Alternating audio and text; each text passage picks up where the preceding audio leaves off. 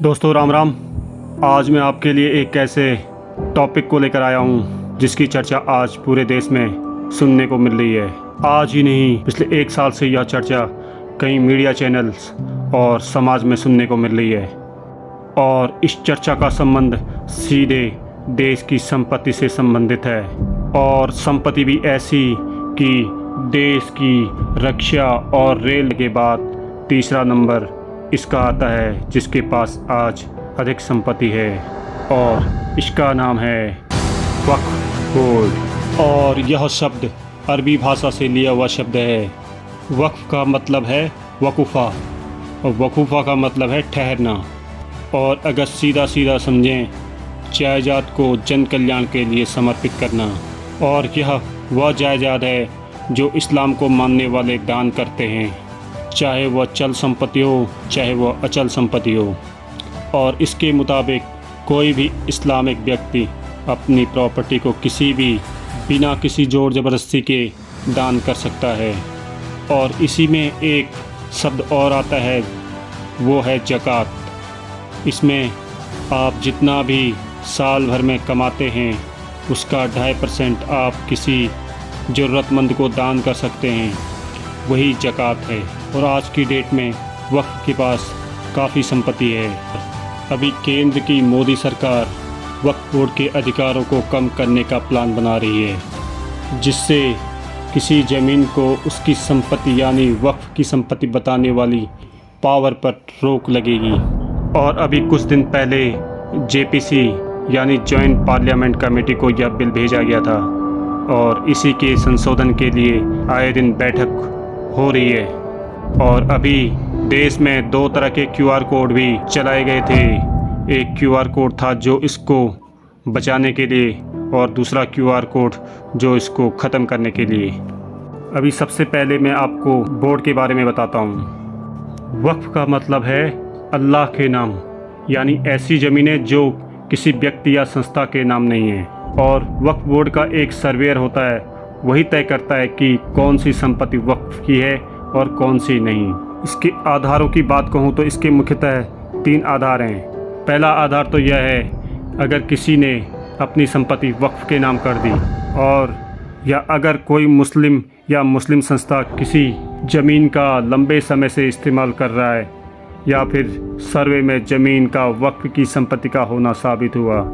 और मुख्यतः अगर देखा जाए तो इस बोर्ड को मुस्लिम समाज की ज़मीनों पर नियंत्रण रखने के लिए बनाया गया था, जिससे गैरकानूनी रूप से बेचने वालों पर रोक लगाई जाए। और इसमें एक बात और यह निकल के भी आती है कि वक्फ बोर्ड देश भर में जहां भी कब्रिस्तान की घेराबंदी करवाता है, उसी के आसपास की ज़मीन को अपनी संपत्ति करार कर देता है और फिर इन मज़ारों के आसपास की ज़मीनों पर वक्फ बोर्ड का कब्जा हो जाता है। 1995 का एक्ट कहता है कि अगर वक्फ बोर्ड को लगता है कि कोई ज़मीन वक्फ बोर्ड की संपत्ति है तो यह साबित करने की जिम्मेदारी उसकी नहीं बल्कि ज़मीन के असली मालिक की होगी कि वह बताए कैसे उसकी ज़मीन वक्फ की नहीं है। और अगर वक्फ बोर्ड को सिर्फ लगता है कि कोई संपत्ति वक्फ की ही है तो उसे कोई दस्तावेज या सबूत पेश नहीं करना होगा, और कागज़ और सबूत देने हैं तो सिर्फ उसको जो अभी तक दावेदार रहा है। और अगर इसके गठन की बात करें तो 1954 में इस बोर्ड का गठन हुआ था।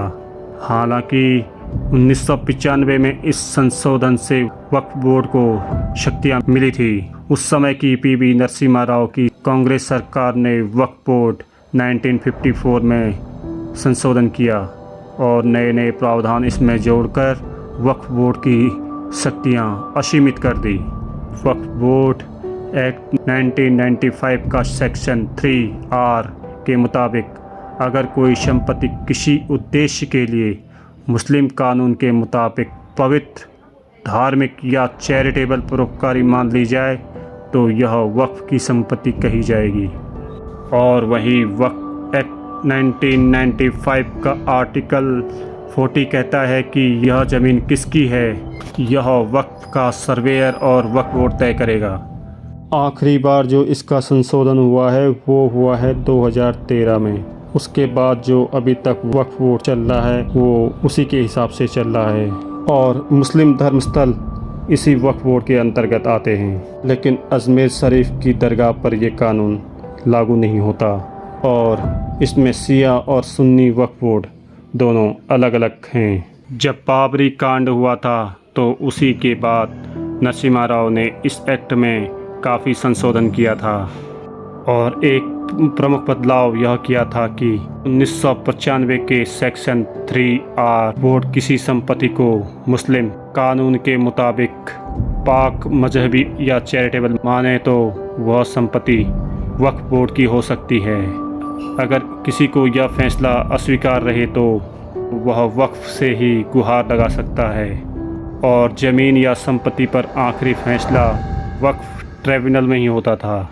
और इस कानून के सेक्शन 85 के मुताबिक वक्फ ट्रिब्यूनल के फैसले को सिविल, राजस्व या अन्य अदालतों में चुनौती नहीं दी जा सकती थी। और जो अभी की गवर्नमेंट इस बिल के संशोधन के लिए बिल लेकर आई है, इसमें करीब 40 बदलाव प्रस्तावित हैं। इसमें पहला बदलाव एक्ट के सेक्शन 9 और 14 में बदलाव करके महिलाओं का पार्टिसिपेशन बढ़ाना, वक्फ बोर्ड के मैनेजमेंट में गैर मुस्लिम विशेषज्ञ शामिल सरकारी अधिकारियों से वक्फ प्रॉपर्टी का ऑडिट, जो कि अभी तक इसमें एक भी महिला नहीं होती थी। और दूसरा बदलाव, ऑडिट से वक्फ के पैसे और संपत्ति का हिसाब किताब ट्रांसपेरेंट होना चाहिए। अभी ऑडिट होगा वह सारे सरकारी अधिकारियों से होगा। और अभी तक जो वक्फ बोर्ड का CEO होता था वह एक वरिष्ठ IAS होते थे जिनका मुस्लिम होना अनिवार्य था। और तीसरा बदलाव, जिला मजिस्ट्रेट के ऑफिस में रजिस्ट्रेशन। जस्टिस सच्चर कमेटी और के रहमान खान की अध्यक्षता वाली कमेटी के अनुसार सरकार और केंद्र सरकार वक्फ संपत्तियों में दखल नहीं दे सकती थी, लेकिन अब कानून के बदलाव के अनुसार बोर्ड को अपनी संपत्ति जिला मजिस्ट्रेट के दफ्तर में रजिस्टर्ड करवानी होगी, जिससे कि इसके मालिकाना हक की जांच हो सके।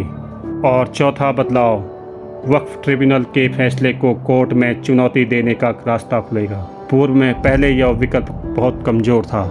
और सरकार यह भी बदलाव करना चाहती है कि जैसे किसी संपत्ति को वक्फ बोर्ड ने अपना बताया और दूसरे पक्ष की जिम्मेदारी होती थी कि वह ज़मीन वक्फ बोर्ड की नहीं उसकी खुद की है, यह साबित करने की जिम्मेदारी दूसरे की होती थी, ना कि वक्फ बोर्ड की।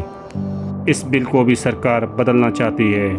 और अब इसमें दूसरे पक्ष का विरोध अगर सुना जाए तो उनका मुख्यतः यह विरोध है कि सरकार ने वक्फ से जुड़े लोगों से और विपक्षी दलों से कानूनी बदलाव को लेकर बातचीत नहीं की थी। और दूसरा, वक्फ की संपत्ति अल्लाह के नाम की संपत्ति है। यह कानून में बदलाव करके बोर्ड की स्वतंत्रता को छीन नहीं सकती और किसी संपत्ति के वक्फ के तहत आने या न आने का फैसला लेने का वक्फ बोर्ड का अधिकार वापस ले लिया गया है।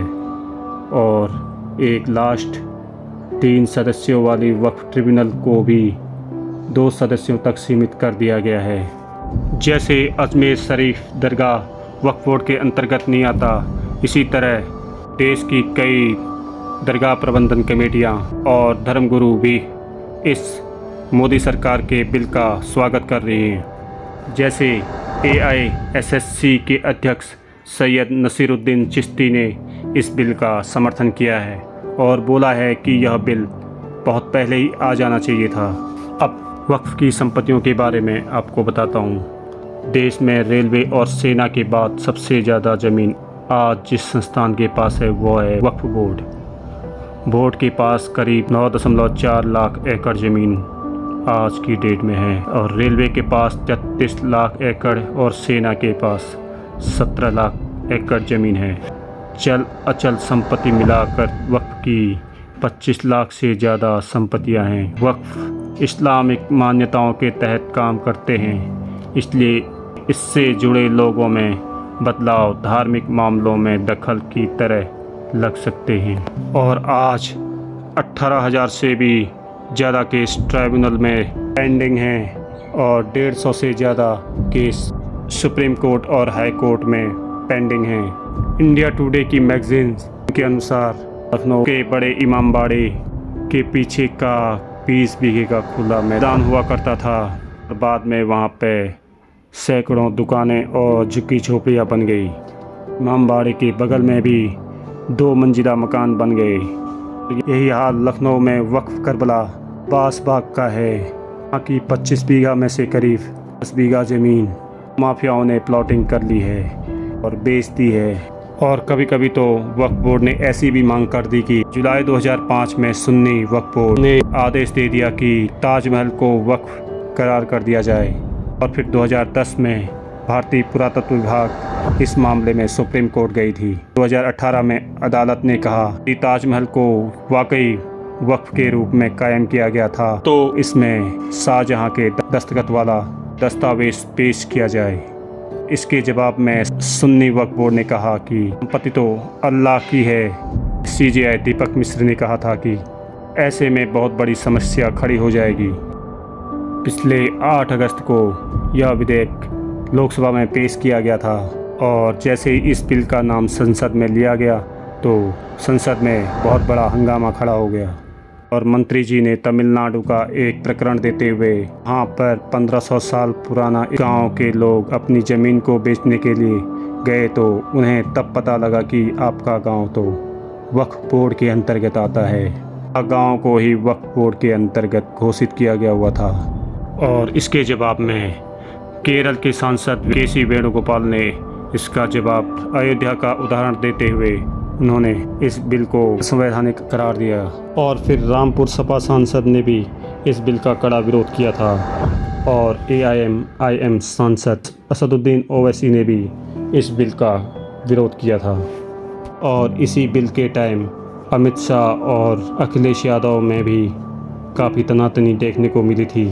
और फिर अंत में इस बिल को JPC को भेज दिया गया। JPC यानी जॉइंट पार्लियामेंट कमेटी। यह एक ऐसी अस्थायी कमेटी होती है जो किसी विषय विशेष या विधेयक की जांच कराने के लिए संसद द्वारा बनाई जाती है और इसमें दोनों सदनों के सदस्य शामिल हो सकते हैं, चाहे वो सत्ता पक्ष के हों या विपक्ष के हों। और इसको लोकसभा अध्यक्ष द्वारा नियुक्त कोई सदस्य इसकी अध्यक्षता कर सकता है। JPC में सदस्यों की संख्या पर कोई सीमा निर्धारित नहीं होती। समिति को काम पूरा करने के बाद भंग कर दिया जाता है। JPC में जाने का मतलब यह है कि विपक्ष की उस शंका को एड्रेस किया जाएगा कि बिल तैयार करने में हर दल की राय नहीं ली गई। JPC की तरफ से आने वाली सलाह को मानने के लिए सरकार बाध्य नहीं होती। मैं अपनी वीडियो को समाप्त करता हूं। अगर आपको हमारी दी हुई जानकारी अच्छी लगी हो तो इस वीडियो को लाइक करें और चैनल को सब्सक्राइब करना ना भूलें। धन्यवाद। जय हिंद।